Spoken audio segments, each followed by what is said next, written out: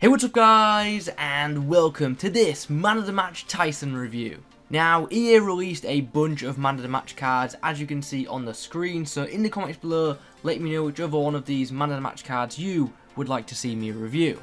Anywho, back onto this Man of the Match Taison card. As you can see, he's actually not too expensive, which is one of the reasons I'm reviewing him, because he's cheap, and I need to save coins for Team of the Season.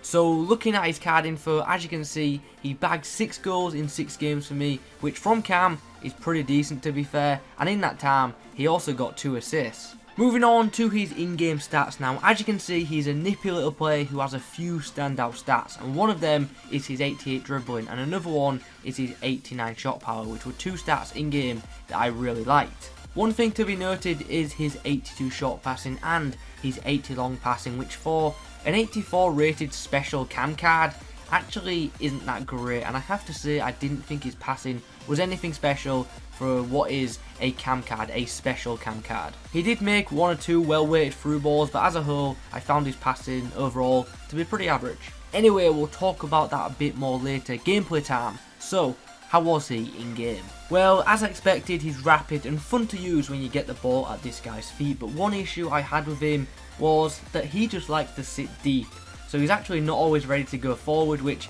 as you can imagine, can be quite frustrating in game, especially on the counter, because this guy can be lethal on the counter when he's in the correct position. So pace wise, not that we need to cover it, as you can imagine there are no issues, and the same can be said for his dribbling. On the ball he's great, he's got 65 strength, which for a small pacey player is actually decent. Although he did get shoved around quite a bit, he did battle fairly well. Shooting now, Taison's finishing was okay, to be honest with you.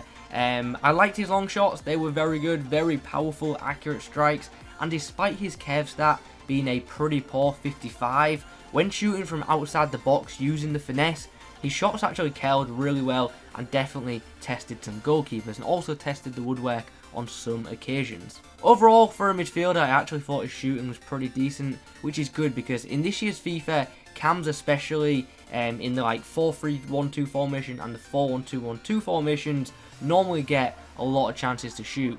So now let's quickly cover his passing again. His crossing was okay, and he does like to drift wide, so that kind of helps. His short passing and link-up play wasn't too bad, but in general, as I mentioned earlier, his passing was pretty average, and you have to keep the ball on his right foot, because if you use his left foot, he does like to actually pass the ball to your opponents.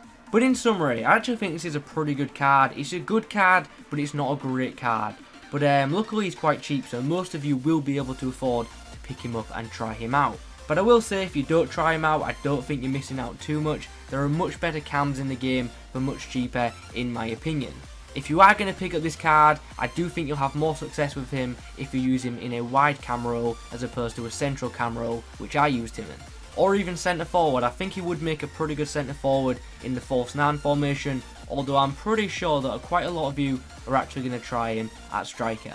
Anyway guys, those were my thoughts on this brand new Man of the Match Taison card. I hope you've enjoyed this video. If you have, please remember to leave a like on the video, comment below if you've tried him, how he was for you, and also who I should review next. Thanks for watching, have a good day, and I will catch you in the next one.